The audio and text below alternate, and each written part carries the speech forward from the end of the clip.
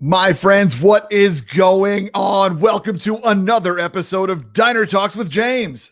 I'm James, super excited to be here with you all today, my friends. We got a dope episode coming at your face. My guest today is Kaila Mullady. I'm going to tell you about her in just 1 second. But y'all, I got something. We got to brag real quick, y'all. We got to brag. I'm really excited about the community that we are building here. We are in the top 2% of all podcasts right now, according to Listen Notes. That's amazing. I don't know who Listen Notes is, but if they tell me I'm doing well, gosh darn it, I'll take it. Because sometimes I can't self-regulate my own happiness, and I need to tell other people to tell me how to be happy. Anyway, let's move on from that dark topic. But still, my friends, I just want to thank you. And if you think somebody else that you know would enjoy this podcast, please point them to one of your favorite episodes. And let's hook them in. Get them in the diner. Another round. More syrup, please. All right, y'all. Let's get to today's episode. My guest today is Kaila Mullady. She is a world champion beatboxer. She is also a world champion beat rhymer, world champion loop station boss. She's just incredible. You don't know what beat rhyming is? That's okay. We'll probably do a little bit of it today. And by we, I mean she. But still, I have known Kaila for quite some time. She and I were on the hip hop improv team that I started in New York called North Coast, and she was our beatboxer, and what a gift it was to get to perform with her, and then what a gift it was to be able to call her my friend. We've grown very close over the years. She's an incredible human being, a dumb amount of talent, a delightfully random brain.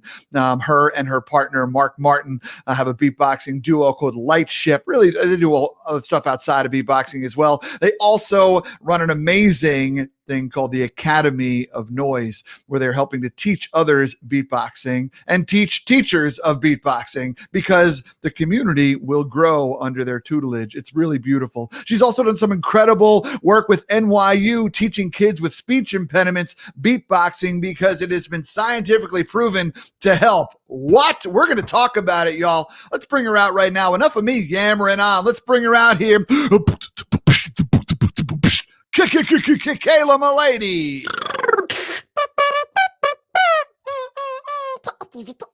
James, what is up, my friend? What's up, Kaila? Nothing. I haven't heard your beatboxing in so long. I love your Instagram videos when I see your sound checking before an awesome talk somewhere, and you're always beatboxing, and it brings me so much joy. You know, you could do the check 1, 2, 3, but no, we don't want to do that. No. And I learned from hanging out with you and other beatboxers to also tell whoever's running the tech to play with some of the levels, right? Yeah. And we out here, we got to make this voice silky. Exactly. You got to customize it. You got to know what your voice needs. Yeah, know what it needs. In life. Yeah. How you doing? How you doing? Yeah, watch your mouth. I miss those days of performing live, and I know you do as well. But I think they're coming around the corner here. Yeah. I think they're coming around the corner. Fingers crossed. I don't know how much of your friends and viewers know. You're kind of like the original quarantine man. You were the original Bubble Boy. I think that was my favorite thing I've ever seen you do on stage. Was your Bubble Boy character. So when I was in quarantine, I was like, if James can do it, I can do it too. I really took from that scene. It affected me through this. Thank you. Yeah. We never know where some of those scenes are going to come back to help us. Exactly. Many don't, but that one, I think we all needed. This one, it gave me hope in the really tough time of this journey. It gave me hope. That's so funny. I remember, I don't know what it was. I remember that scene. I'd listened to Paul Simon that day, and Paul Simon's one of my favorite artists of all time, which is random. And he has this song on Graceland where he sings the boy and the bubble and the baby and the battle and the heart, and I believe. And I had listened to that album that day. And so I think I just had boy in a bubble in my head, and away we went. And away we went. And that's the beauty of improv. You never know, And you never know. You never know. Yes. Never know. And Kaila, you and I are both from Long Island, New York. Watch your mouth. Watch your mouth. Watch it. Hey. You don't know about our bagels, okay? You want a good schmear? We got it here. We got a schmear over here. Come to right? Long Island. Actually, yeah. And it's even funnier. I've met other people that are from Long Island, but we actually basically grew up a town away from each other. Yes. I went to Connecticut and you went to Sayville, which is not even, 10-minute walk. I could have walked to your school. Could have walked to your house. Yeah. And I think maybe that's where the beatboxing, maybe it's something in the water, who knows? Maybe it is something in the water. Yeah, for sure. Yeah, definitely. In that extremely white community's water. Yes. It's in there. Yeah. It's seeped through the ether somehow. Seep through. Something about the Great South Bay reeks privilege and beatboxing. Yeah, clams and beets, I guess. Yes, and clams and beets. We're onto something. I think we're onto something. Yeah, that's when we grow old and retire, we're gonna own a beach bar called Clams and Beets, and I'm ready for it. Oh my God, let's go. That would be fire. It's hip hop Jimmy Buffett. Yeah. You have to wear a flannel, like a crazy shirt, and you got to beatbox. That's it. Yeah, exactly. Yeah, but it's no funny. stealing that, listeners. No stealing that. We trade. You better not. Hey, watch your mouth. Watch your mouth. We got people. We can hear what's happening. Yeah. Yeah. Who would have thought though that two Long Island kids would be here today? So random for sure. Random. Forget about it. So as a proud New Yorker, Kaila, are you a diner enthusiast? Do you enjoy a good diner? Are you kidding me? The airport diner was like my place to go back in the day. Yo, airport diner. That's where we used to go after musicals to celebrate. Like, hey, we finished our musical in high school. Go up to the airport diner. That's what I'm saying. Chocolate chip pancake. That's what I used to get. Lots of things with potatoes. I don't know why. Just always got hash browns on the side. Diners are the real communal place. You know, you sit down, especially a diner is like the only place that could really hold like a party of 50. You know, they would just pull out all the tables. They would just keep human centipeding tables together to fit whatever size party and amount of people that you have. And I really appreciate that. I think that is just something very generous to create that experience, you know? Most restaurants roll their eyes. Diners are like, all of a sudden a squadron of people come out of the kitchen and they're moving diners like, whatever it takes. We need the money. Blue team 6, let's go. Hold on. Yeah. Like the position. Yeah. I think you make a pro move with chocolate chip pancakes. It's just an excellent product. Now, here's the thing with chocolate chip pancakes. I still butter and syrup them. Do you? Do people not? What do you mean? Yes, people don't do it. The chocolate chip is supposed to be the cherry on top of an already buttered and syruped pancake. That's what makes it better. We're not supposed to take away in a pancake experience. We're only supposed to add to it. Yes. You know? So just add. Yeah. That's all right. Hey, watch your mouth. All right, people out there, you better watch out.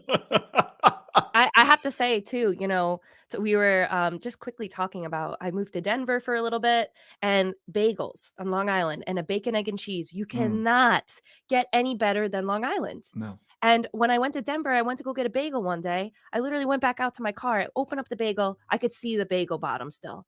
That's how it was. Nothing. It was a thin veil, a ghost, a spectrum of just of cream cheese. And I went back in and I said, "Oh, I'm really sorry. Do you think you could put more cream cheese on it?" And they were like, "Yeah, of course." Oh, I'm sorry. Our bad. We must have messed up. I go back in my car. Nothing. No. I'm talking about like 2 inches thick cream cheese here in Long Island. Yeah. So much cream cheese that by the time you finish your bagel, you could cream cheese another bagel. And that was something that I didn't really know. Like you don't know what you have until it's gone. Yeah. Leaving New York, I really felt that. Yeah. There is a spot here in Minneapolis that you can buy a t-shirt in it.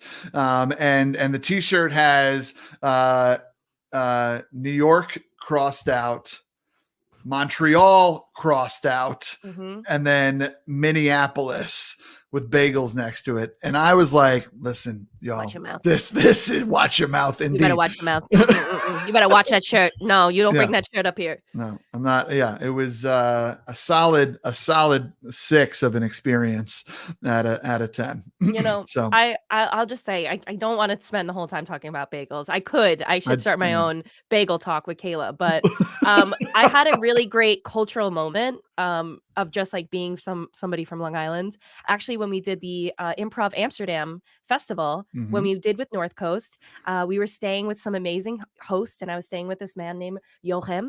And in the one day we were sitting there, and he's like, "All right, Kaila, Mark, tomorrow you're gonna wake up, and I'm gonna cook you a traditional Dutch breakfast. This is something that our grandmothers have made. You're gonna love it, right?" And now we had just come from London before this, and if you know what a London breakfast is, it's like, you know, beans and a grilled tomato and a sausage. So I'm like, oh my gosh, this is going to be exotic. Yeah. I'm going to have this like new cultural moment that is just going to shock my senses. So I walk downstairs that morning, the smell that is coming from this kitchen, I am like floating like the cartoon characters, just like my nose is taking me in this trance. And I close my eyes and he brings it up to me. It smells is incredible, right? And he's like, okay, open your eyes now for this traditional Dutch breakfast, right? And I open up my eyes, James, it was a bacon, egg, and cheese. A No, bacon, egg, and cheese. It no. wasn't a sandwich, it was just 2 pieces of bread, and the bacon and the egg was on top, but he was like, "This is our traditional breakfast."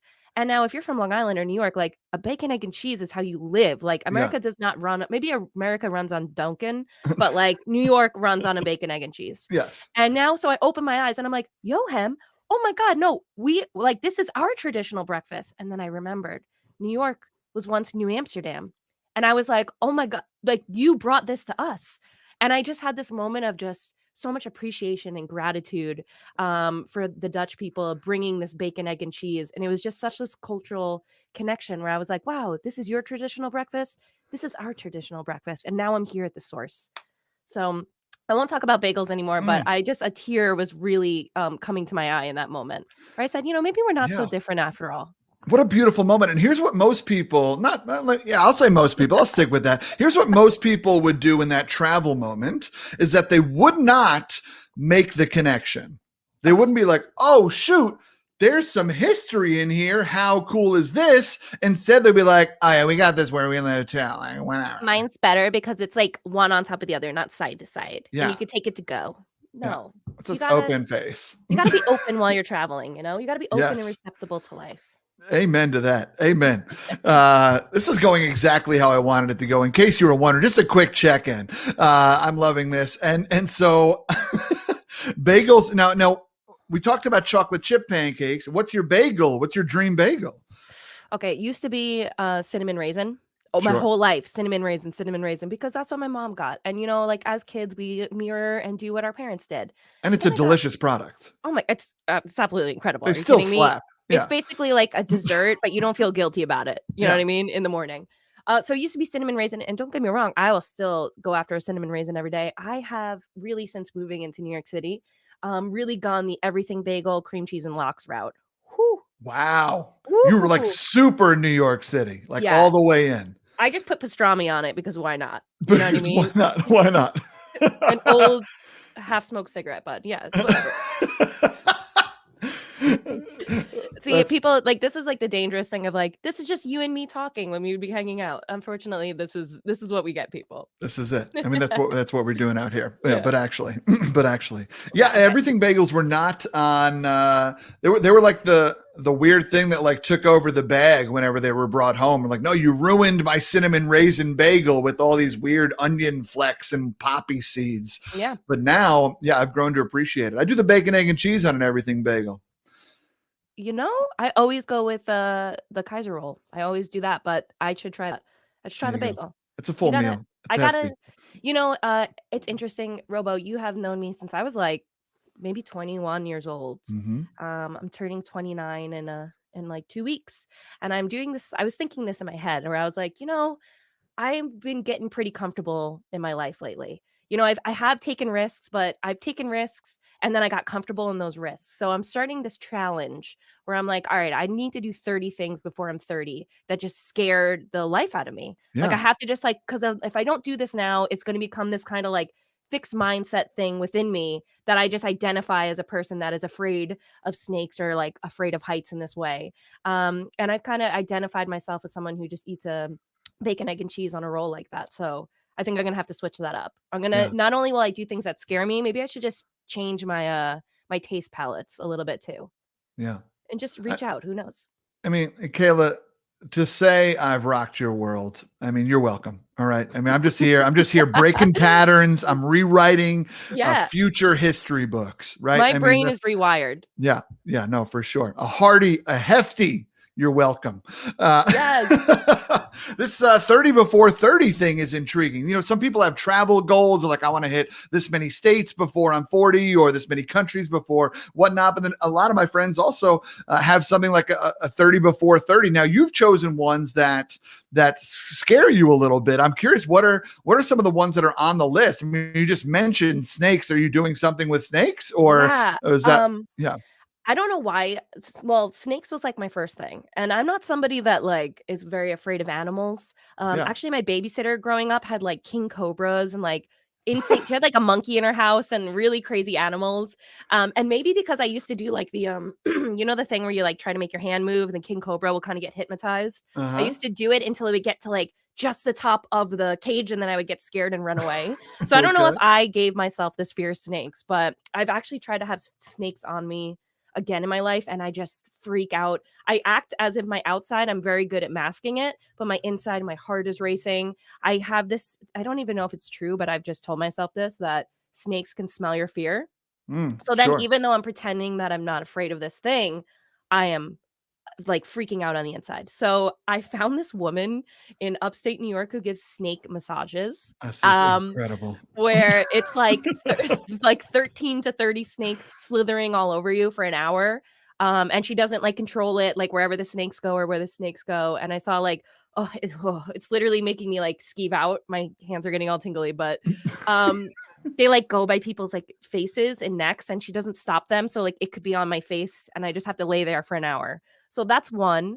And I am really not looking forward to that one. That's why I'm trying to do it first because I'm like, I have to Yeah. start it with a bang and just like get that out of the way. Is that one I mean, that's got to be like towards the one that, yeah, like you said, like that's got to be one of the harder ones on the list, right? You're not like, all right, that's a softball. Let me tell you what I'm doing after that. Yeah. First off, who decides to start that business where it's like, man, what the hell am I going to do with all these snakes? Yeah. Bobby, what do I do with all these snakes over here? You know what I mean? We're up here in Schenectady. I don't know. There's no place for snakes around here. Let's start a business. Yeah, exactly. Honestly, I'm so grateful because I was literally like, what am I supposed to do? Like, I'm not gonna go out into the woods and become a snake Right, hunter yeah. over here. Like, I do want some sort of professional with me. So, Yeah. you know, it just goes to show that whatever your passion is or your niche is in life, you can creatively make this a business. You can, you know, You can do support it. yourself on it. Who would have thought Yeah. with snakes that would be it? Incredible. Yeah. Incredible. I'm curious So to hear what are a couple others that are on this list? It's 30 for 30. yeah, so I don't know what happened. When I first started to fly all the time, I Mm, was not nervous at all. Like literally I would be like, "What are the chances? What is the yeah. chance that anything bad is going to happen?" And I you know, you're someone who travels a lot. As I started getting to like, you know, being on an airplane like 10 to 20 times a month or something like that, all of a sudden there's something that started to flip in my brain where I was like, "The chances are going up." Oh my god, like we're getting to the top of this now. And even though that's a very silly thing, I understand like planes are safer than cars. Again, it's not a rational fear. There was a point like 2 years ago where if there was one little bounce of turbulence on this plane, I would just be like white knuckles into the side, like the Oh, no. armchairs. I would have to sit by the window. So I'm like, all right, your girls got to get over this, especially when we go back to traveling a lot. Um, and so I wanna go in one of those, you know, small, like, 2 pilot, just me and the pilot, the little guy planes. Yeah, One, because maybe there'll be even more turbulence in that, because I know if you're you there know, will the be. smaller the plane you're in, the more it Yeah. bumps around. So that's definitely something that I wanna do, is just, like, go after it, get in a pilot, and fly around with this guy. I know there's a lot of, you know, like, plane places in Long Island that I can even just go to one day, so I Bayport think Aerodrome, right by where we grew up. yeah, I think honestly, I think that's the one I'm probably the most nervous about. So Yeah. we'll see. We'll see how that goes.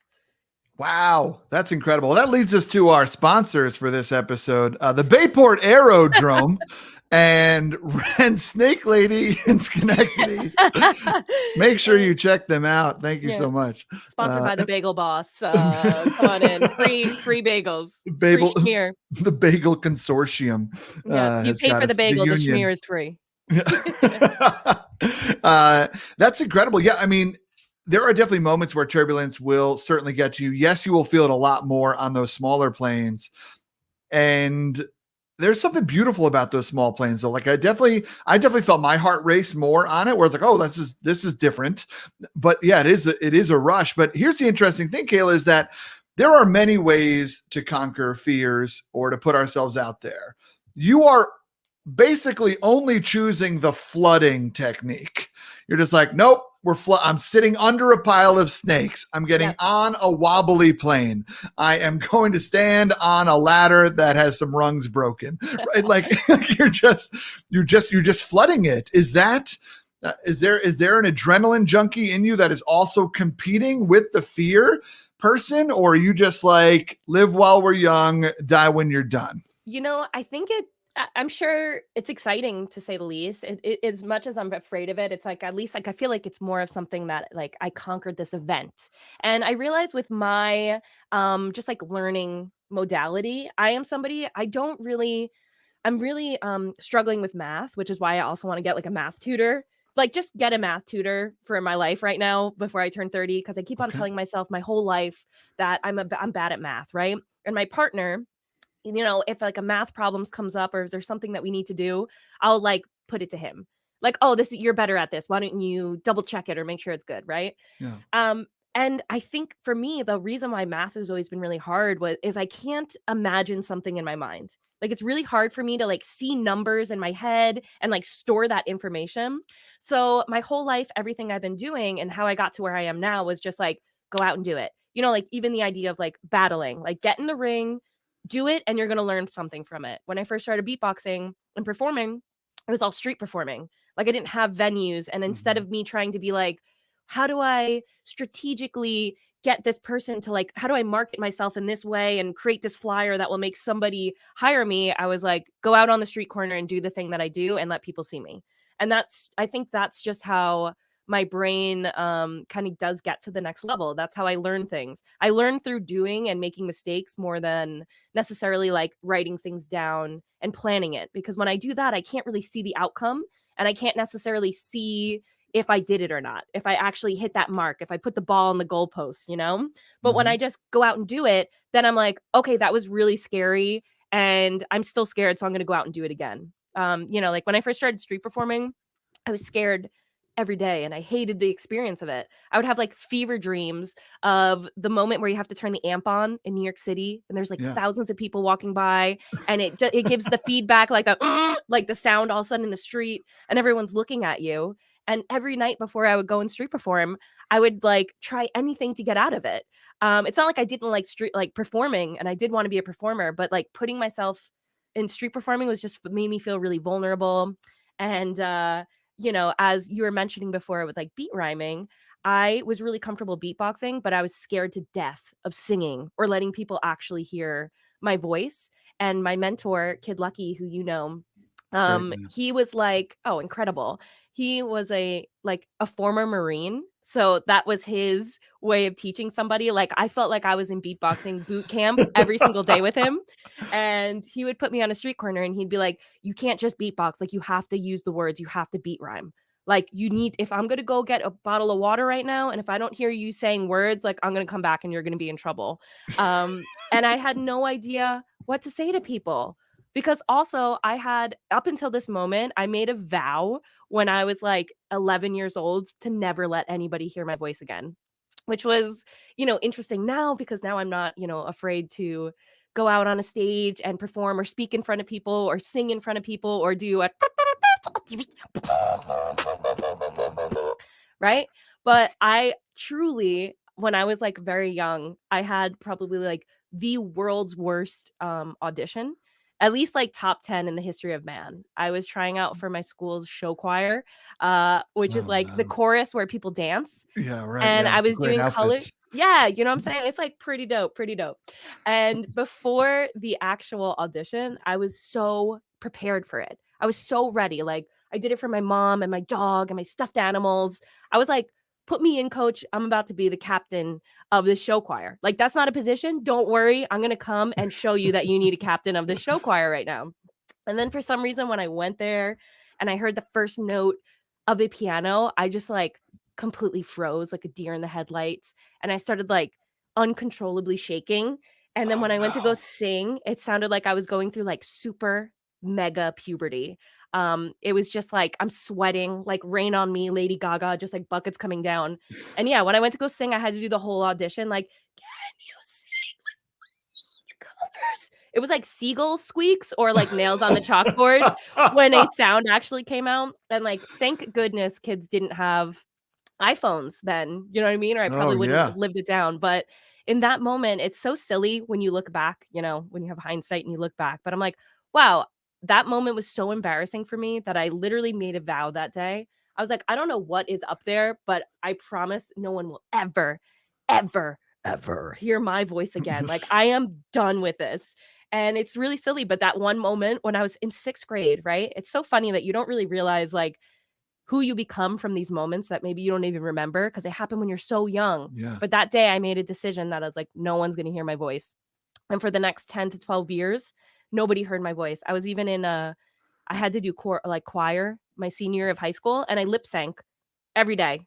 And my Are you teacher knew, serious? literally, like I was lip syncing, and my teacher even knew, everybody in my class knew, like, you just knew you were never going to hear Kaila sing or let her voice. I was so embarrassed, and I was just in my head I was like, if anything comes out, I'm going to sound like the Queen of the Seagulls. Like, that's who I am. I decided. And then when I met Kid, after when I was like 19 years old, I met my mentor at like 19, 20. I went to my first ever beatboxing event and I met my mentor. And I was sitting down with him. And at this point in my life, I had actually just dropped out of college, and my family was like pissed, so mad at me. And I totally Didn't roll out the red understand carpet why. for that. They were not happy. And then when I told my family what I wanted to do, they were like, okay, you're not going to be a teacher, Kaila? You don't want to be a teacher? And I was like, no. And their eyeballs are twitching. And I was like, guys, don't worry though. What I'm going to do is improv comedy and beatboxing, right? And there was just worry. like, don't worry. It's going to be really good, right? And I swear, like, I could see this like knife just like into my mom's heart. She pulls it out. Kool-Aid is like coming out of her. They were so not happy. And then they had no idea. They were like, you're going to improve comedy and you're going to bebop? Like, what is going on? They were ready to call. They literally had like the priest on speed dial. They're like, there's demons in this girl. Please, you have to help us get it out. So when I met Kid, it was the first time that when I like sat down, we were supposed to actually like perform that day, because I went to this event that he was hosting. He was the guy that like set up all the events. And if you wanted to actually be a beatboxer, he was the guy to do it and organize it. So I went to this event. I've never met beatboxers before. This is my first time really meeting like other beatboxers. And it was the first time that like when I walked into a room, if I went like, instead of everyone be like, okay, don't make eye contact and slowly walk away from this woman. This is strange. I went like, and people were like, oh. And I was like, oh yeah, this is amazing. This is exactly where I need to be. And I met Kid. And he asked me, he's like, all right, why don't you come into the city and we'll perform today? He's like, come tomorrow, right? And so I come into the city. My back was literally broken at this time still. I was wearing a back brace. And I come into the city and we end up not performing at all. We end up talking for like 10 hours. And Kid really was like the first person in my life where I was like, he was like, well, what do you want to do? Right. And I was so ashamed at that point, because literally every time I told somebody what I wanted to do at that point, they were hiring the priest to come and like splash holy water on my head. Yeah, exactly. Father Patrick was coming over and like giving me the body of Christ to try to, and nothing was working. I was still having these thoughts, right? Yeah. And Crackers are great though. Oh, they're delicious. I put a little hummus, a little tahini. Yeah. No. So I go to Kid, right? And he's the first person where I'm like, he's like, what do you want to do? And I was like, I don't know. It's kind of stupid. And he's like, what? Like, what do you want to do? And I was like, I don't know. It's probably never going to happen, but it's not going to work because I'm not like as pretty as this person. I've never even performed before. Nobody. And he's like, all right, stop talking. He's like, just tell me, what do you want to do? And I was like, well, I think it'd be really cool if I could do like theater and beatboxing. Like, I think it would just be so cool if I could like act and like push the story forward and, do these sound effects, but also do the music at the same time. And I was kind of like ready. I was like, here's my phone. The priest is on speed dial. Just call him, right? I'll call him for you. Don't worry. Yeah, right. But he was like, oh, that's a great idea. You should do that. And I was like, excuse me? Like, did I just like hear that right? Like, what are you talking about? I should do it? And he's like, yeah, you should do it. And then the more that I started talking to him, I'm like explaining about how my family's really not happy about this. Nobody in my family has ever dropped out of college before. Like, they're all like treating me different now, and they're looking at me in this different way, and I don't really know what to do. And at this point, they also didn't know that you were going in to meet some random man in New York City who has half of a beard and half of his head shaved. Yeah. But like, no, this is my plan. I'm gonna go hang out with this guy. He's my mentor, and everything's gonna be great. Yeah, just trust me. This is really good, right? Yeah. I'll show you a picture of him. Yeah, let me show you a picture. Exactly. No, but as I'm talking to him, I start getting like confidence, but it still was like kind of fake confidence where I'm like, yeah, you know what? Like maybe I can do this. And you know what? When this doesn't work out, like whatever, I'll just do this for a while. And when it doesn't work out and it all just kind of like blows up in my face, whatever, I'll just like my plan B is I'll just go back to school and I'll become a teacher, right?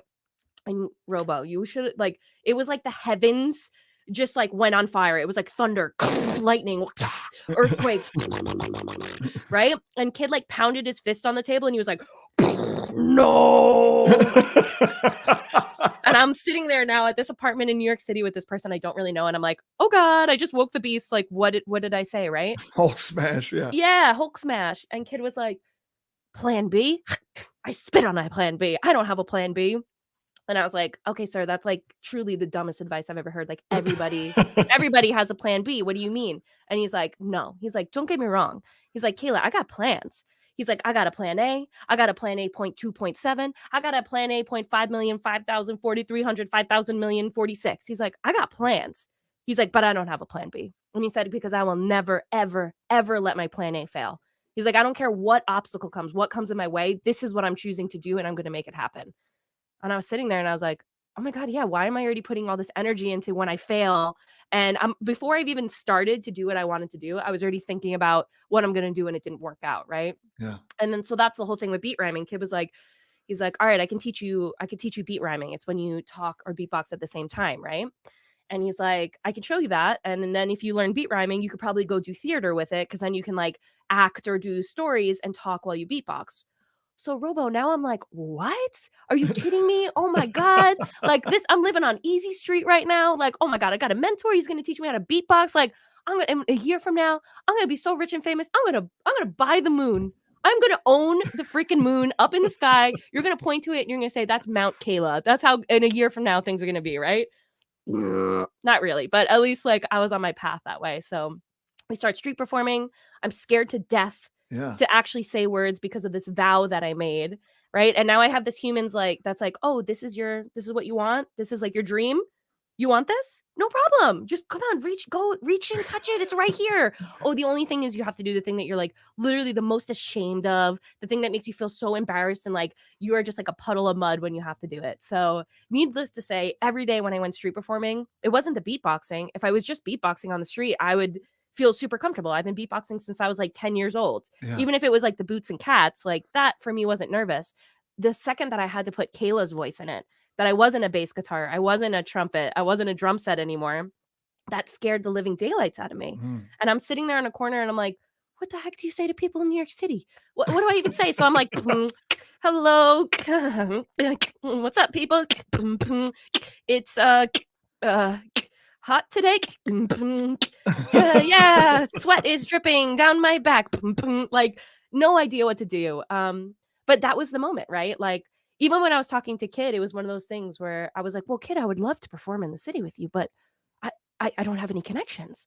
I don't know anybody in the city. Like, oh, that would be really great if I could do that. But woe is me. I'm just this kid from Long Island and it's never going to work out. I don't have any venues or performers. And that was kind of like a mindset that Kid instilled with me. He's like, oh, poor baby, you don't have any person that's going to put you on stage? Oh, you can't perform? Wrong. Get on the street corner. Go beat rhyme right now. You have 4 hours of it. And was that a type of, I guess, discipline, shall we say, that you were, or motivation that you were like, that you knew that you needed? Like, oh, I need like a sergeant.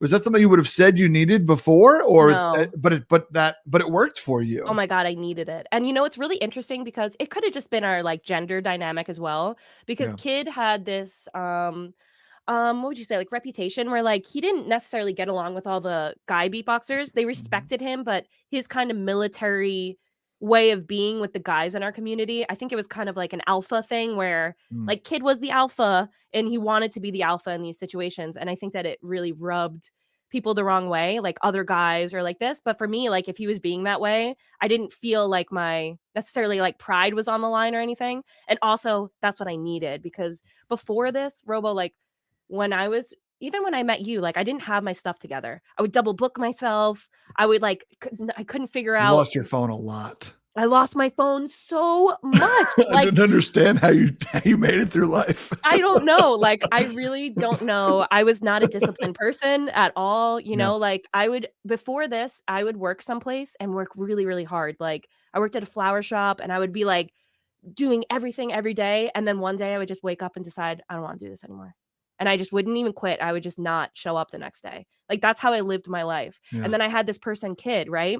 And I'm telling you, like, before these nights that I had to go street perform, I would literally, instead of using this time to prepare and get ready, maybe think of some songs to do, I would be like, how do I get in the most minor car accident tomorrow? Like, nothing major. Like, how do I just get in a fender bender? Or I would go in my kitchen and like look at the garbage and be like, how much of the garbage trash do I have to eat so that I can get food poisoning? But I knew that like kid would not let me get out of this. Right. So if I did, I think if I didn't have him, and he really instilled this discipline in me, and like, you say you're going to do something, you have to do it. You have to do it. Yeah. And if Well, I you did, didn't go, it would have yeah. been a bad day. Right. Yeah. I mean, you didn't help yourself. I mean, you introduced yourself to him wearing a back brace with a broken back. Right. And that's a story that I know he always used to love to tell about you, is that there was something about this badass woman who was coming up to me and is like out here at this show or whatnot with the broken back and like still doing it. Yeah. Right. There's like, it's like he could already see the glimmer of tenacity inside of you that you couldn't. Yeah. He would say, like, he would get phone calls from like other people being like, I'm sorry, my, my throat's a little hurt today. I can't beatbox. And then I'm coming literally with like as a robot, like, give me the microphone.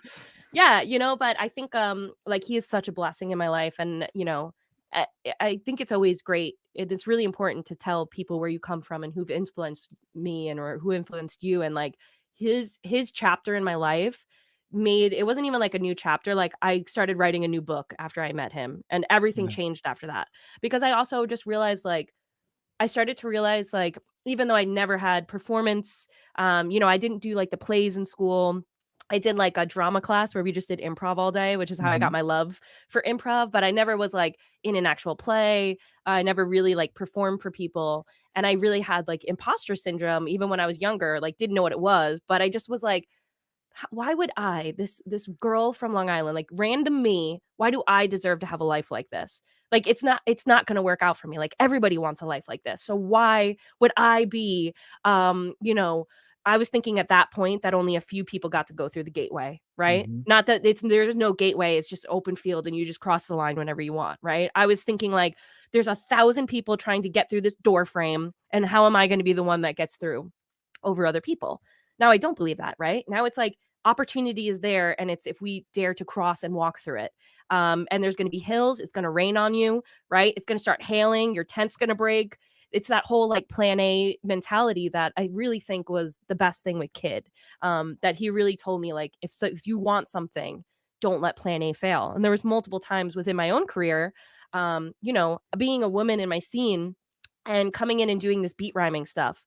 When I would beatbox battle and battle people, all these guys would be going really like crazy,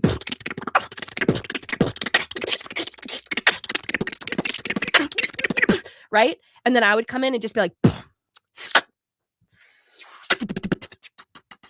like doing more just stuff of like control and almost like jazzy. Yeah. And I would sing and beatbox and do these stories. And at this point, everyone would be like, singing and beatboxing, spit on that. That's not real beatboxing. It's not singing competition. It's a beatboxing competition, right? But then as guys started doing it, now if you go online and you watch beatboxing videos, literally everybody is singing and they're making full songs, which is great because that's what's going to help beatboxing go to the next level. And us, instead of it being like the party trick, we're like real artists creating our own music. But when I first started doing that, people hated it, did not like it. I also think, when I was just a woman in the scene, people really supported me. But then as I Mhm. started battling and winning battles, it was like every time I won something, the axes and the knives were getting thrown at me more. And it got to Sure. the point where like literally everybody in the whole world was just talking smack about me, to the point where there had to be articles written in the beatboxing community that was literally like, stop the Kaila hate. Like, this is just like a Oh, shoot. bandwagon. Yeah. Yeah, like bandwagon. Like, literally, I was hated on for like 2 years. When I was just Yeah. beatboxing and I was doing everything I was doing, everyone loved it. As soon as I started battling, and actually progressing, then all of a sudden people didn't like it anymore, right? I don't think they liked it. Made them feel like, oh no, we don't want to lose to this girl in the scene. Yeah. Because at my first battle that I did, when I didn't win the whole thing, but I got to move ahead one round, right? Only 16 people in the whole country get to battle. And it's really funny because like, it's just funny people's mindsets, or like not even funny. It's just like, I don't understand the logic behind things. Like, Yeah. in a beatbox battle, people are in every other country in the world. At this point, back in like 2002, 2013, I mean 2002. I was like, I don't even know how old then. 2012 and 2013. America was the only country, if not one of the only countries in the whole world that let men and women battle together. So all the other countries, there was a men's category, which probably had like 80 people going after it, and then a female category where maybe there was 2 girls. And every year, those 2 girls just had to keep battling each other. Yeah. So they weren't getting any better, and they're not actually sparring with the rest of the community. So there's a lot of issues with that, right? And now I'm here in the US, I have this opportunity, and I was already taking all these risks in my life with like street performing and like just getting comfortable being uncomfortable and doing things that were making me feel nervous, Yeah. and also like not listening to my own thoughts. Like I think the thing that really helped me with street performing was like I got comfortable being uncomfortable. I got comfortable with like my hands being sweaty and my brain telling me like, this is terrible. This is so embarrassing. Oh my God, the mayor of New York is going to be here and he's going to ban you from the city. Like all just the most ridiculous things, right? Because that's what our brain does. Our brain is built to protect us and keep us comfortable and keep us safe and keep us alive. So as soon as we start doing things that don't feel comfortable, safe, or feel like a risk, our brain will start, telling us things to try to get out of that. So luckily with street performing, I was feeling that every day. And I would basically have to stay in the city sometimes 2 hours, sometimes 8 hours, like enough to just make enough money to go back on the train and come back the next day. Yeah. So I was getting used to hearing those thoughts and still just putting one foot in front of the other anyway. So I start battling. And when I do my battle, like everybody beforehand would be like, Kaila, like if I didn't make it into my, I tried out for a few battles before essentially, right? And people would be like, Kaila, like it's a good thing that you didn't make it into the battle. Like it was like a backhanded compliment, but like Oh, backhand geez. support. Like, Yeah, no, right. Kaila, it's a good thing because like, like if you got into the battle, you would go up against a guy who could beatbox really fast. And like, no, it's like not your fault. Like it's just physically impossible. Like a girl can never go like it's not your fault, Kaila. Yeah. I think it's because like you have like Clearly boobs. they can't do that. Yeah, it's because you have breasts. That's why, Yeah. right? Or they would be like, Kaila, you can't be. It's like, it's okay that you didn't get in because you would go up against a guy who would do like the low notes. And like, it's just physically impossible. Like girls could never, ever do the bass stuff. Like you can never be like, like Kaila, it's impossible. I think it's because you have a period, or it's like something with the moon or like the ocean tides. No. Like when the tide comes in, you can't do low notes, right? Like just really ridiculous stuff. So my first battle, when I actually got in and beat that guy, I became the first girl to beat a guy in a national competition. And then right when that moment happened, then people didn't like what I was doing anymore. It felt like everything switched after that. So the first couple of years of my career, it was like I was not getting support. I was just getting very unfairly treated within my own community. And there was definitely times also in the city. I moved into the city a little too early where I couldn't like afford to live in the city. I would be like selling everything I had. Like if I had a family heirloom in my family for like millennia, I'd be like 12 cents sold to the highest bidder. Oh like no. trying to street perform like every day, just like really trying to make ends meet. And if I did not have that mentality of like, don't let plan A fail, I think it was that moment kind of back in like 2013, like 14, whatever area, I don't know, 2012, that time period where like, if I didn't have that and get that put in my head, I think that's when I would have just pulled the ripcord and been like, I don't really want to be like a DOE, like in school teacher, but it can't be as hard as this because I don't really feel happy right now. And I wasn't necessarily like seeing the end of the tunnel. Yeah. But when I came back, instead of being like, I give up, I just been like, all right, plan A is not working right now. Like, I don't feel good. So what's my plan A point 2? What's my plan A point 5.6? Like, how do I still stay on the same path, but just change this up in a way that will bring me to where I want to be and genuinely like make me feel happy and feel a sense of more belonging within my community and myself. Kaila, what a journey. What a journey. Thank you for taking us on the ride. I love it because you went from at 11 years old bombing an audition like just a thorough bomb. Well Yeah, done. Well done. Crash and burn. thanks. To now, and before the world shut down, you're performing on Broadway with Lin-Manuel Miranda, Yeah. right? Doing beatboxing and improv comedy. Like Doing what I told my beatboxing. family, and Yes. they wanted to send me to a nunnery. Yes. And I got to do it on Broadway. It was pretty incredible. Yeah. Yeah. Incredible. And I mean, it is outrageous to watch the way you truly created your own lane, right? I mean, beatboxing's obviously been around for quite some time, but it is, I think YouTube has probably helped beatboxing a lot, I would assume, Oh as yeah, far as, right, definitely. in a major way. And In a I mean, major way. in a major way. But yeah, but you, but you started beatboxing when you were like, you said like 11 or 12 or something like that with boots and cats. And you were Yeah. out here, boots and cats and boots, right? And so I was like, out here that's boots and great. catsin'. Yeah. But what was it about beatboxing that was like, oh, it's not my voice? But I'm like, I guess I'm just curious, like why beatboxing at that moment? It was still you having to do something. It was still you using your voice technically. But yeah, what was it that made it just feel a little bit easier? I just felt like it was like a mask. And I feel Okay. like also when I did it back in the day, it was like a party trick, right? Like I did it at the lunch table, or I did it at the back of the bus or the parties, and people would like rap over it, you know? Yep. So, um, and also just like I've always loved music my whole life. Like music was a way for me to express myself when I couldn't say what was going on. Mm. I started playing guitar and like drums and pianos, and I was really lucky to have a family that like like my mom came home from a garage sale one day with just like these Frankenstein drum sets. Like it wasn't in good shape at all, and they sounded like trash cans. But when I was like, "Mom, I really want to play the drums," like my single mom would go out and like figure out a way to make it work. So That's I've awesome. always felt like, also when I was a kid, my upbringing was like kind of a dark one. My dad struggles and still struggles with like alcoholism, and my parents went through this very heavy divorce, and it was a lot of just like very heavy murkiness in the house and lots of Yeah. fighting. So I didn't have the skills at that time to communicate and say what I wanted to say, and also understand what I was going through. So music was my way of going through that and expressing that. And my improv class was incredible. It was like therapy for me, because there would be days where like, it was improv and also drama. So like one time a quarter you had to do a monologue, and Mm. people would go online and do like you know, um Sunshine of the Spotless Mind or something Right. monologue. I Yeah. would write my own monologue and would just say that it was from this obscure movie. But then my monologue was me just being like, I don't know what to do anymore, and my family, and I would just be telling people what I was actually struggling with. Like when Yeah. I was in school, I was the biggest class clown ever. Mm-hmm. But on the inside, I was so sad and so miserable and depressed and dealing with so many like anxieties. But I would come in and be like, finger guns, pew pew pew pew pew. What's up, party people? Yo, what's up? So like I literally like the arts and being a part of music, I really think saved me from not just like completely losing it.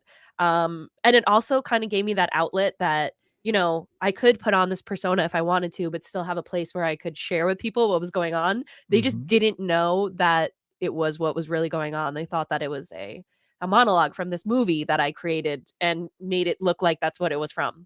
So also for me, like that's why teaching beatboxing and teaching arts is so important, right? Like it's a real shame that in our country, when there's budget cuts, the first thing that gets out of every single school when the budget cuts comes is their arts and music enrichment classes, right? Yep. And of course, Yes. STEM is so important. We need to know math, we need to know history, we need to know science. But also, we need to give a place in schools where kids can express themselves, where they can be themselves, right? Cuz like, even if you're in your most like first day of art class ever in your whole entire life, we're in preschool, right? Me and you, James, we're in preschool. And the first day of art class, our only mission of the day is your art teacher says, "Okay, kids, this is what we're going to do today. All right. You have a big piece of white paper in front of you, and you have a whole crayon box right in front of you. All I want you to do is pick out your favorite color. All right. And just color that paper. Just make it your favorite color, the whole thing. All right. Don't leave any spots." So me and you, I pick up blue. I just like furiously putting this color in. Yours is red. You put it in, right? And the moment where we have to flip that piece of paper around and everyone sees the colors in a room, it's the first time we're like, mine is blue, yours is red, Tyree's is purple, right? Janice's is pink. And we start to look at each other, and it's the first time we realize, like, oh my God, we have different opinions. We like different things. We all have different things that we believe in or things that we like, and that's okay. You're allowed to want to like a different color than me. I'm allowed to like a different color than you. We don't have a debate in the middle of the art class. No, pink is it's red, it's blue, right? It's just like, wow, no, this is great. We all are different people.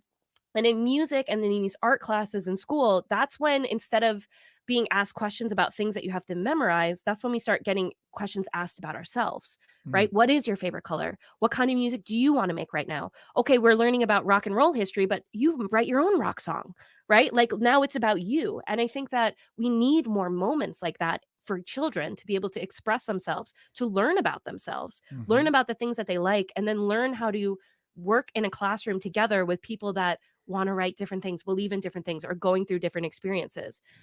So for me, the real, like, at the heart of the heart of the heart of why I love teaching beatboxing came from me being like a teaching artist in New York City, right? And it's funny because it's not like when I was choosing to go to school to be a teacher in like the DOE kind of college route, it's not that I didn't want to teach kids. I come from a huge Irish family. I was like everyone's babysitter.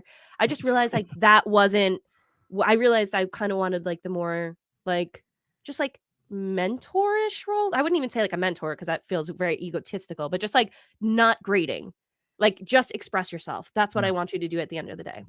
So when you go to a lot of schools in New York City, there was kids where I would work with them after school, and it was like 30 kids, and that was 30 kids out of 500 kids, and only those 30 kids got musical enrichment.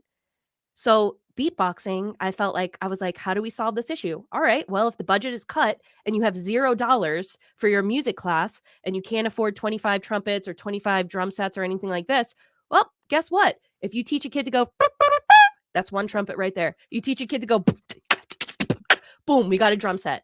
Now there's 25 kids in a class. There's 25 trumpets, 25 drums, 25 bass guitars, 25 singers. It's something that's completely free. And you could still give these kids the musical enrichment that they want or need. You could still ask them what type of music they want to make. They could still make their own beats. But it doesn't cost the school any money at all. And that to me is like, it's a really powerful and amazing thing. And I feel like for right now, it's like a great solution that we can give to these schools or to these kids that might not otherwise get these enrichment classes. Same thing with improv, right? Improv comedy, or like just Absolutely. improv in general. You know, one of the coolest things about doing Freestyle Love Supreme on Broadway or any of the shows with North Coast, you know, all these other Broadway shows have like crazy costume changes and lights and Spider-Man and King Kong, you know, inflatable machine. And here's Freestyle Love Supreme, where all we have on stage is 6 people, you know, 4 chairs and 2 piano players. But it's not like people in the audience didn't see the Empire State Building. They saw the hat. They saw the grilled cheese sandwich in our hands, and it cost nothing. So really, I love beatboxing. I love art forms in which you really don't need anything, because in life, we need ourselves, right? You could buy all the books in the world. All these, I feel like a lot of things in education right now are like, buy this book, take this course, go to this place, right? But I could buy a million books. If I don't have the discipline or the desire to read the book, it just starts stacking up in my corner of my room, right? In the shame corner. Yeah. In the shame corner where you're like, I'm gonna get to it. Yeah, I read 10 pages of that, 20 pages of that. So these things like beatboxing and improv, they teach us about ourselves, and they teach us, individual us, about ourselves. You know, every time I battled, I'm really grateful for my battling days. There are moments where I look back on battles and I'm like, oh my God, I'm cringing. I'm dying on the inside, right? But through me beatbox battling, really what I learned from that is, what do I do when I'm under pressure? How do I react when I feel like I'm losing? When things aren't, when I feel like vulnerable, or I feel like I'm being disrespected, how am I reacting in this moment, right? Yeah. And a lot of that I learned was being in a battle and being like, oh my God, when I get really insecure and this is how I act. I start to showboat and I start to get really cocky, even though it's because I'm nervous, but like, that's how I'm pretending to be on stage right now. Like, ooh, Sure. I don't really like that. Makes sense. That's who you were in the lunchroom also, right? Let me get louder. Let me make all the noises, right? Same thing when you were uncomfortable and nervous. That's so funny. It came out again as an adult in those battles. Yeah, and I got to look back at each of those battles and you, like, watch the video, and now it's like, oh, I hate watching them, but I learned so much about myself, not even as a beatboxer, but just as a person in that moment. Kinda same thing in, like, the improv space, right? Yeah. Like, how you walk into these scenes is, like, this side of yourself that you can only see when you put yourself out there and try these things that, put you under maybe a little pressure and make you feel nervous, or it's just you. You can't hide behind anything. I love playing my instruments. I have right now in this whole room around me is a drum set, a sitar, a keyboard, a ukulele, 2 guitars, like loop stations and all this stuff. But the coolest thing is when we do art forms like improv or beatboxing or singing or things that are just more vocal, is that it's just you. And you can't really hide behind anything. You have to just show Mhm. yourself. And that's why when I started doing beat rhyming, it was so scary for me because I was like, I don't know what I want to say. What is my message? What do I have to start saying things to people? Like, what do I even wanna talk about? What do I wanna say? How do I wanna put this out there in the world? Um, and that's a lot scarier than just going like, right? Like, that to me was easier. Maybe not for everybody, but that's what made me super, super scared when I was Yeah. coming up. It's so funny the things that we do that would make somebody else super nervous, but makes us feel comfortable, right? I tell this story about whenever I was trying to date, I would never just go up and talk to somebody. I would be like, well, I could go talk to them. They're right there, but I should probably sing this karaoke song first because I'm going to crush this U2 with or without you real quick. And they're surely, after I'm done with the song, I don't even need to approach them. They're just going to be at the stage holding my favorite drink, being like, hey, big boy. So what you're singing, right? But like you tell other people, it's like, I was nervous, so I sang this karaoke song, and they're like, what? That is the opposite of what I would do. But for Yeah. me, that was my comfort zone, was being on that stage, right? Some people jump out of planes, some people lay in piles of snakes, other people get on stage and perform. And it is right. It's so funny the things that make us comfortable that other people are like, what is actually wrong with you? Right. Yeah. I mean, I'm sure you see this. You've done some stuff in front of adults, and right. We did this, when North Coast headlined the improv festival in Amsterdam. And then right before that, we were teaching classes in London. Right. And we did a gig for Accenture. Right. And here we were making these grown ass humans in suits Corporate and people. ties, Yeah. corporate folks, beatbox, right? And the looks on their face it was a mixed bag of petrified and like, what is actually happening right now? And we could be making millions. What are we doing? Right. Yeah. Like you're making me miss the sale. And right. And to watch the way the various personalities showed up, it was always so interesting to watch the buy-in that you would get from telling somebody, just the look on their face of like, okay, everybody, we're going to beatbox today. Boom. What's the instant nervous reactions? people get and Yes. ashamed. I think that's the thing too. Like this is kind of the whole thing behind my like 30 before 30 of doing things that scare me is like as we get older, we start to want to be more comfortable and it's very interesting to me like when I tell people like we're going to beatbox today. People felt the way I feel like especially in a work environment or a corporate environment like that where they're like no, I cannot let people see me as this person like playing and having fun. I have to be serious all the time. My image will be ruined if I make a sound, and it's like, no, we need to keep that play in our life. That's the only way that we're going to keep learning and growing. We have to Yeah. also, we should be able to trust our teammates. That's why improv is so important too, right? Like there is no failing if your teammates have your back. And anything could be justified and your team is going to support you. Like that is a huge thing in improv, right? Before you go on a show, I got your back, got your back. No matter what you do, I got you, right? And we're allowed to just be ourselves and express. And we know that nobody's going to judge us on our team. If anything, they're going to try to make it work and always support us and yes, end that situation. So also in a work environment, it's like we should be able to bring all of our ideas to the table with the people that we work with.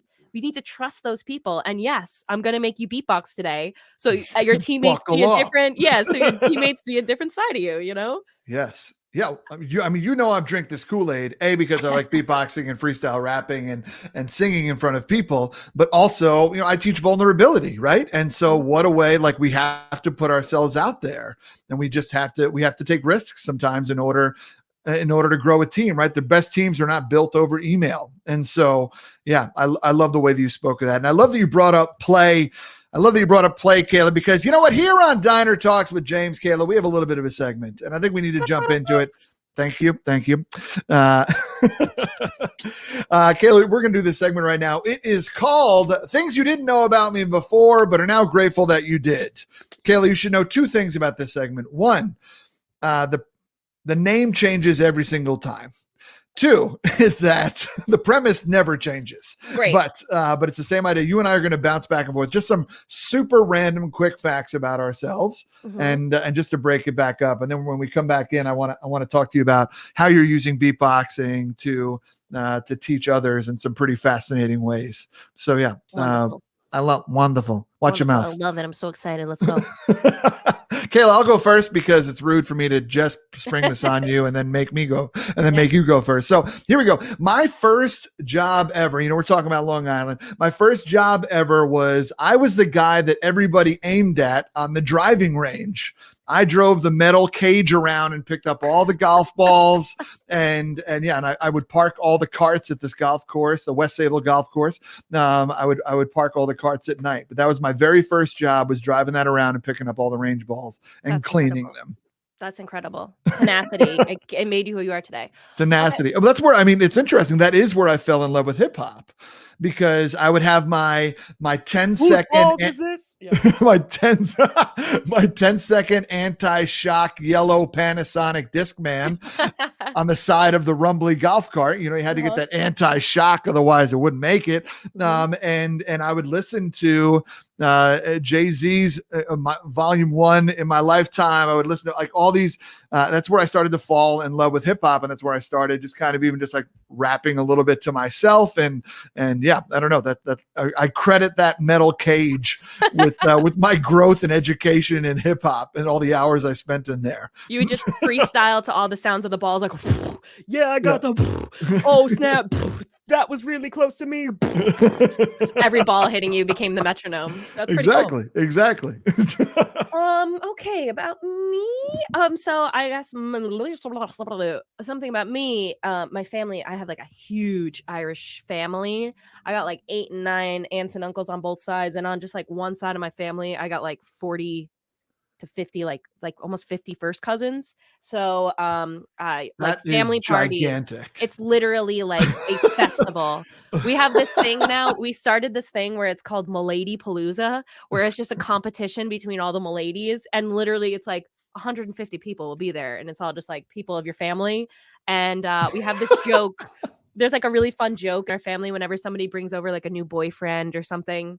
And you come to Christmas and you literally walk into this party of 200 people. And then we're like, hey, what's my name? By the end of the night. And of course, nobody knows anybody's name. But yeah, I think like that. I guess Aaron and Brian probably get a good amount of them, but we got one. Good Irish Catholic names. Brian was good. We're at the point in my family where even though I have 2 first cousins, they have the same first name because we just ran out of names. So when my uncle was like Brendan, and then my other uncle was like Brendan. So I have 2 first cousins with the same name. It's at that point. But yeah, but I think I'm talking about how it made me who I am. I mean, that's where I got the love of like being with people and playing games and like becoming a teacher. And I realized like, oh, it's about like interaction, not tests. Like I was the babysitter that I was like, we're going on a mission. Let's go. We're all scientists. And again, like kind of improv training with all my cousins going on these missions. But actually. Yeah. Wow, that's awesome. That is a huge family for sure. I love that. I love that. So speaking of family, I'll share a random fact about mine. Is my family every Thursday night. When I was growing up, every Thursday night we ate Mama Rabalata spaghetti. Watch your mouth, greatest thing you ever put in your mouth. We ate Mama Rabalata spaghetti on Thursday night. Okay, you only got one meatball. All right, no more one meat. What do you mean? If you ever tried to get another meatball, if you went back for seconds, my mom would literally come after you with a fork. Like she made a certain amount of meatballs, a certain amount of sauce that would be, you'd freeze it and you put some away, right? It's supposed to last, right? When I sat here making meatballs every week, yeah. And so she was very particular about them, and so yeah. But then so Thursdays would be spaghetti night. Fridays, we had tuna fish sandwiches in front of the TV with potato chips. Saturdays, we had hot dogs and beans. Now, my dad, the only thing my dad would make the entire week were these beans, and he talked about it. He prided himself on them. He should. They're absolutely delicious. Yeah. And then Sunday night, we would again have sauce. Mondays, Tuesdays, Wednesdays are crapshoots. But those 4 nights, you knew exactly what you're having. And I don't know. That was always so random to me, but also lovely. That's great. And it makes you appreciate that meatball. Like when we just gorge ourselves, then the meatballs have no meaning anymore. You know, you're right. You can't just have Mama Robolata's meatballs when you want. You have to appreciate this meatball. I think that's great. That's a wonderful thing. I remember when my brothers are 9 and 11 years older than me. And so when they brought by their now current wives to the house, and like their families would come, the parents would come over, the meeting of the families and whatnot, Mama Robolata's dish that she would always drop on people is lasagna. Because I mean, if you didn't love us before, the lasagna is going to get you. Oh my gosh. But it would be amazing because they were, we're out here trying to impress, right? Show love. And so you make a feast. And so Mom would just have this bowl of like meatballs out on the table, and those were good nights because they couldn't yell at me in front of the new family. And so I was a 3 meatball eater that night. That's it. King. You got to bend the rules a little bit. You got to live a little, How do you know? That's incredible. Give us one more, Kaila. That reminds me, I guess a thing not many people know because it just happened, but in Freestyle Love Supreme, everyone has nicknames. Jelly D, Two Touch, Shockwave, right? And then I came in to be a part of the team, and it was like Two Touch, Jelly D, and Kaila. So they were like, all right, we need to find a name. And one thing I have to say about me, my skill set, maybe I should work on it. I'll get a teacher just like my math teacher, but 30 for 30. I'm not good at naming things. Like I'm not good at like, this is our brand name, the Academy of Noise, this thing, like those did not come from me. I had a beatboxing name for like 2 weeks. It was A Bird. Not good. People literally kept on asking me, why is your name A Bird? And I was like, I'm not doing it anymore. It's Kaila. I'm going back to it. So they're sitting with me and they're like, all right, we need to come up with a nickname. What do you want to be? And I was literally just like, I do not know what to do. Right. So they start asking me these questions. Right. And they're like, what is talk to me about like food you like. And of course, what do you think I talked about? A freaking bacon, egg, and cheese. Cause I love it. But when I was younger, my grandma, oh my God, she made the best food. She had just one cast iron skillet that everything got cooked in. Right. Yeah. So Sunday morning breakfast, weekend breakfast were like the greatest thing ever. And then I went through like a make your own bacon, egg, and cheese phase with my grandma. But let me tell you something. I did a little different. Okay. A little different here. A little different on me. When I was, ready? Hey, if you would have asked me what I was going to be when I was 10 years old, I was going to own my own delicatessen. Okay. Sure. And it was going to be called Hole in One. You want to know why? You want to know why? It's because it's our signature sandwich that is a bacon, egg, and cheese, but we don't cut it in half because what happens? I like a over medium. I like the yolk in my sandwich. When you got the run and it's the 2 pieces, it just drips out everywhere. You know what I invented 10 years old? Don't take this. Nobody take this. I'll find you. You take the roll, the Kaiser roll. Okay. You cut just a little hole in it. Then you kind of like push the sides in, right? Like kind of push in the insides. Okay. So it's like this, like imagine like a jelly donut, but there's nothing in it. Then you put the bacon strips in there. You put the eggs. I'm talking about like I had sunny side up eggs in here. You bite it, it pops, it becomes a bread bowl. It becomes a gusher for your bacon, egg, and cheese, right? So as I'm telling this story to Anthony Veneziali, he's like, what kind of bacon, egg, and cheese was it? I was like, oh, it was like on a Kaiser roll. He's like, that's your name, Kaiser Rose. And I was like, what? And he's like, Kaiser Rose. That's your name. Everybody, we're calling her Kaiser Rose from now on. So it was because of my bacon, egg, and cheese hole in one idea, which honestly, I made one, like I haven't had one in years. And then like at the beginning of the pandemic, I was like, I need something that will comfort me. And I made one. You should try it. Just go for it. Oh, I would eat the pop crap a little out hole. of that. Boom. It's a yolky bread bowl of a bacon, egg, and cheese. Yeah. No, I'm 100% telling Tina about this. She, I mean, sometimes I'll just send her runny egg videos if I'm trying to get the night going. You know what I mean? Yeah, and it's just, it's fascinating. See, that's an extra one. That's a thing I'm sure people didn't know. And now they know it.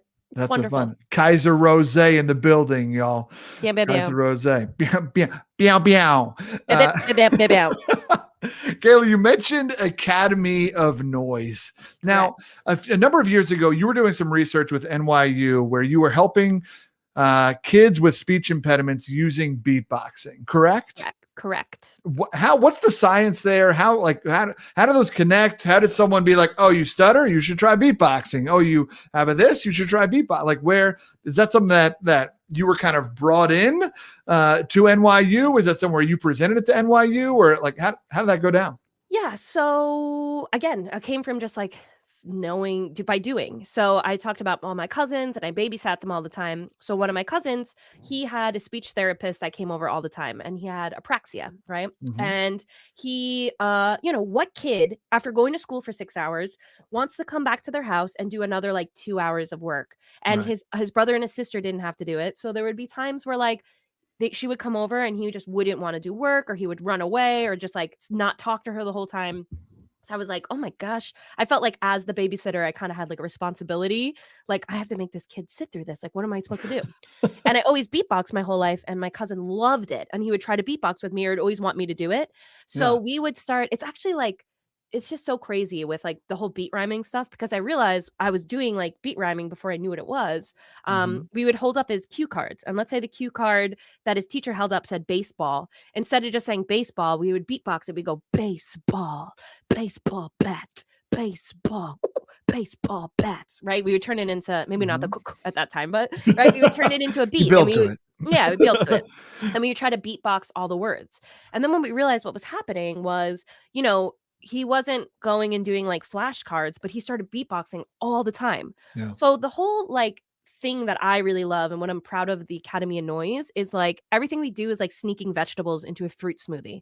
The idea is that it's just so much fun and you're having such a good time playing with it. You don't even really realize how much you're getting out of it. It just tastes like a pineapple mango sorbet, right? Yeah. But really there's like kale and spinach and a lot of protein and great stuff in it. So I saw my cousin started to do that. And then as I started to become a teaching artist in New York City, and then I met Kid, and Kid is now teaching me beat rhyming. And one thing with the way that like Kid and some other people beat rhymed, it was more like, boom, can you be boom, boom, everything boom that you want to be, boom, boom, come and see. So it was kind of like, boom, there's are the words, boom, Yeah. then the words, boom, then the words, boom, Yeah. then the That's words. how I beat rhyme. Yeah. Yeah. But especially because I was battling, I was like, oh, I have to make this more. So I was like, how do I like take every single word and just beatbox the letters in the word, right? That's why people say boots and cats, because boots and cats and boots and cats. Yep. Beatboxing is just talking, but you're articulating the letters of your speech, right? So I started to be like, when I beat rhyme, I don't want it to be any different. I want if I battle and I beat rhyme, it's like I'm literally talking and beatboxing at the same time. The drums are happening at the same times as the words. So I started to practice that. And then I started working at this incredible organization called Beat Global. And they had this program called Beat Rockers. And before I stepped in, Taylor McFerrin, who is Bobby McFerrin's son, Chesney Snow, Adamato, these really amazing artists were coming in before. But their skill set was more like Taylor McFerrin was just making beats. He was going into Ableton and recording the kids and making beats with them right away. And I didn't have that skill set. And so when I came in, I was like, well, the class has to change because I can't do what they did before. But how can I just do what I did with it? So I went to James Kim, who, founded the company. And I was like, hey, I don't do that, but what I do is beat rhyming, and what I can do, it actually helps with like speech therapy. And that's what I've seen with my cousin and stuff. And he's like, that's crazy. That's what we've been trying to do here. And we've been trying to figure out a way to make it happen. So I start looping the kids. We do a lot of loop station stuff. And then we start seeing that like, it's really, really working in our classroom. But the problem was, as I started to be like, oh, we want to make this expand. We want more people to have this opportunity.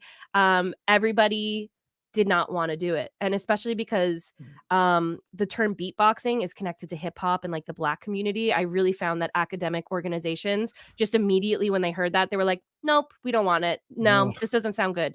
And I even did a test one time where like, I was like, okay, let's just see vocal percussion. And they were like, maybe we'll see this. And I was like, nah, no, it's beatboxing. That's what it is. Right. So it was a really big struggle to get people to even like want to see what we're doing. Right. But again, I had that goes back to that plan A, don't let plan A fail. My first thing was just like, I'm going to cold email any speech therapist, professor, teacher in and around New York City. I sent like hundreds of emails, right? And I got hundreds of no replies. And so instead of being like, wow, this program sucks, I was like, all right, how do I change it? How do we change what we're saying? How do we put a picture? Do we put a video? How do we do this? Right. And finally, we got one woman from NYU to come in, and she was there on a day that like a huge breakthrough happened, because I had a student that was like the sickest beatboxer, like absolutely incredible. You could have put him in a cypher in New York City and nobody would know. This school was also like students with different abilities and visual impairments, right? But if you put him in a cypher, no one would ever know. Like he was like killing it. But when he talked, it was very, very hard to understand what he was saying. So one day we were sitting there and I was like, Ray, you ever hear, you notice that when you beatbox, it's like so clear, right? And he was like, uh-huh. And I was like, and when you talk, it's kind of hard for people to understand you sometimes, right? And he was like, yeah. And I was like, now imagine that just like when you're beatboxing, if you talk like your beatbox, it would be super strong and powerful, right? And he literally went, oh. And then it was a moment where like we weren't sneaking the vegetables anymore. He like realized why we were there. And from that day on, he would come in like, goodbye, Miss Kaila. And that year he was super shy. It was kind of hard to get him to like take the mic.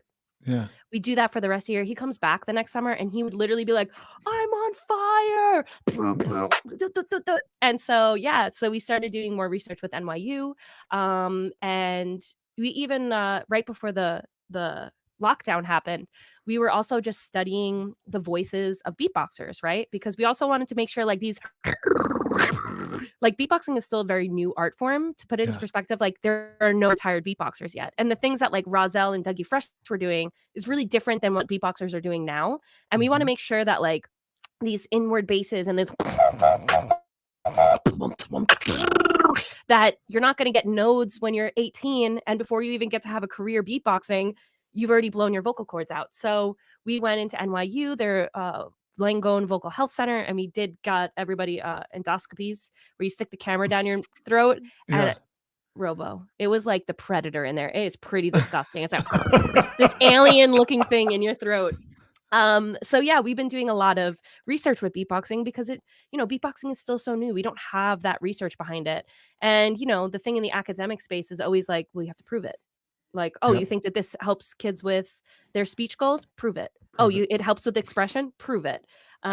Which is a scary and difficult thing, but we've been seeing really wonderful results. And at the end of the day, it's just really fun. We're not saying that this is like going to replace speech therapy at all. No, it's just a tool that speech therapists can use to get their students more excited.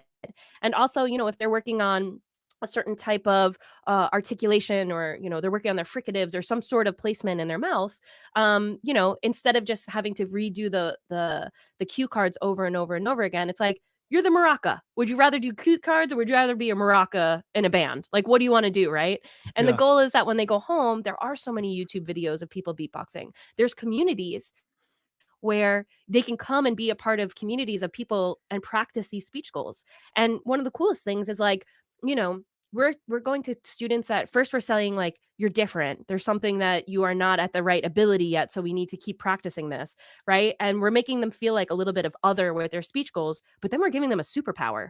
Like, oh, okay, maybe you can't do that, but now you can go and beatbox for all your friends in class and you could do stuff that other people can't even do. Now you're over articulating. You're making sounds that maybe you've never even thought that you could make before. So I think, it's just fun. The whole thing at the Academy of Noise is to make it fun, because I believe that that's how we really create a growth mindset, and that's how we create lifelong learners. Learning shouldn't be this like tedious, drawn out thing. We should have fun becoming educated and growing as people. So that's always the goal of what we do. That's just so badass. And there's always another way to get to learning. Right? There's always another way to hit a goal, and I love it that you just applied it, right? It's incredible that you applied something that you love and you're like, oh wait, this could also be something here. And you took it to this amazing, cool level. And the videos of your endoscopies were disgusting, but also fascinating, right?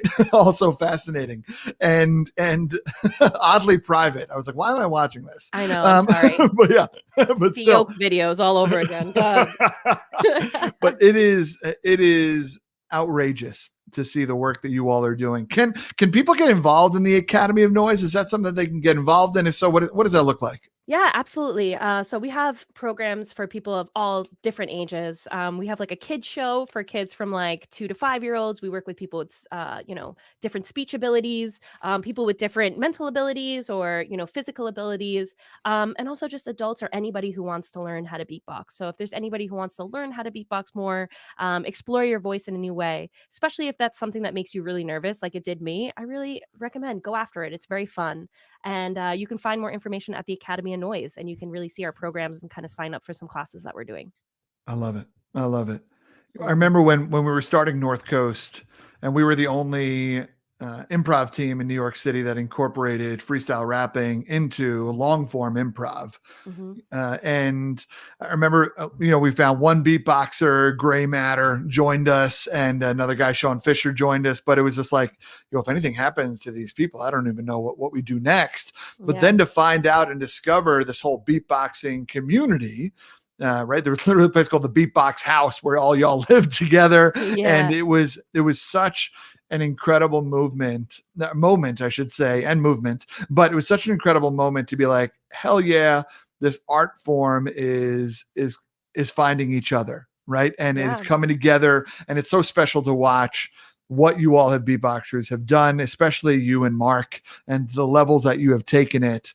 And it's beautiful. Shout out to y'all. I can't thank you enough, Kaila, for joining me in the diner, for dropping some sweet ass beats, and yeah, and just telling us your story. It was beautiful. Thank you, Yeah. Kaila. Well, I love you, man. Always love hanging out with you. I can't wait till we can just eat a chocolate chip pancake in person and really just keep talking about bagels and bacon, egg, and cheese sandwiches. What we actually want to talk about. Really, we talked about the other stuff for the people, but if it was me and you, this would have been 2 hours of schmear. Straight schmear. Yeah, for Well, sure. We didn't even get into flavored cream cheeses. another But another podcast. That's the next time. Yeah. Well, yeah, seriously, love you so much, man. Thank you. And as much as you are proud of me and what I've done, seeing your growth and what you're doing now has been absolutely incredible because it really is so authentically you. And you are sharing and you are helping so many people along the way by just being your authentic self.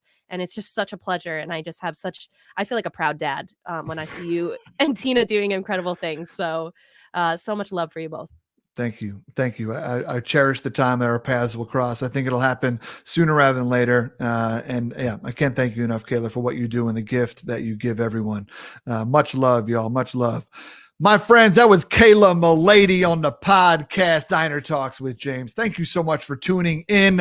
It was so special to have you. I can't wait to hang out with you again next week. Remember, new episodes drop every single Thursday. If you have a friend that you think would like this, let them know about it, friends. Let's spread the joy. Let us spread the joy. As Kaila mentioned, we'll bring over another table and we'll get more seats here at the diner. So special hanging out with you. And until we get to do it again, my friends, keep punching small talk in the face by asking better questions